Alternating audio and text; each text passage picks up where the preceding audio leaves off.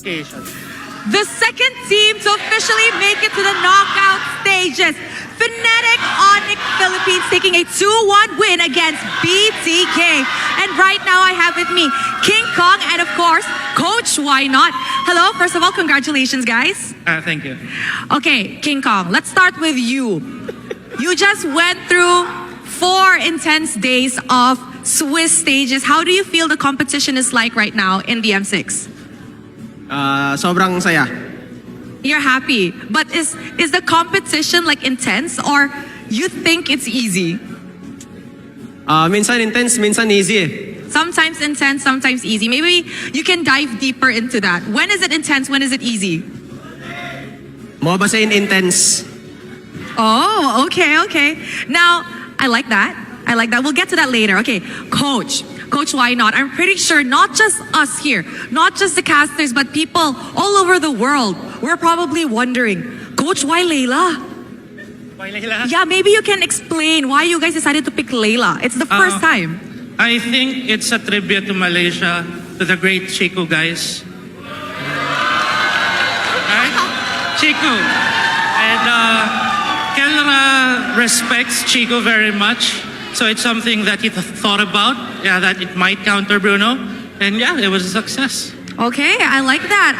I do think it is a good tribute to Chico guys, and it's nice to see that Kelra actually does respect Chico guys, and I'm pretty sure he's watching right now. You know what? Hi Chico, look, you might not be in M6 this time around, but there are players that still look up to you. Thank you very much, Coach.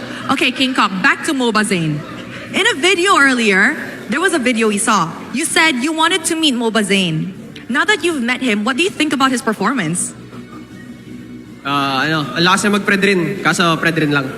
Oh! Okay, now this one's good. So, as you all know, I just asked, how is MOBA Zain's performance? He said, he's good at Fredrin, but Fredrin only. All right, King Kong. Now, King Kong, you've already met MOBA Zain. What other junglers do you want to meet that you think are good? Because everybody says you're one of the best. RRQ, Sutsujin. And? Give me three. 3? Sutsujin.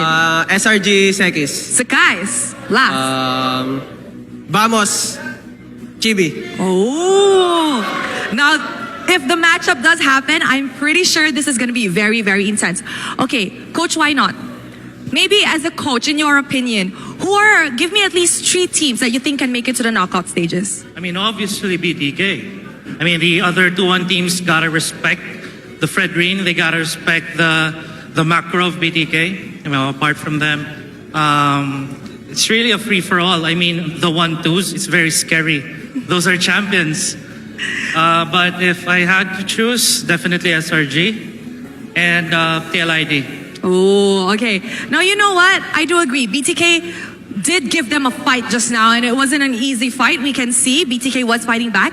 SRG and TLID, you know what? Hopefully these 2 teams do make it, so King Kong can actually meet them in the knockout stages. Okay, King Kong, to wrap up the interview, what do you want to say to the Sonics? We can see that the Sonics, full support in Malaysia, and I'm pretty sure in the Philippines as well and all over the world. Sa mga Sonics na sumusuporta since day one, thank you sa pagsuporta lagi sa amin. Abangan niyo pa kami sa mga susunod pa naming laban. He said to all the Sonics, thank you very much for supporting us. Don't forget to stay tuned to our upcoming matches and just continue supporting them.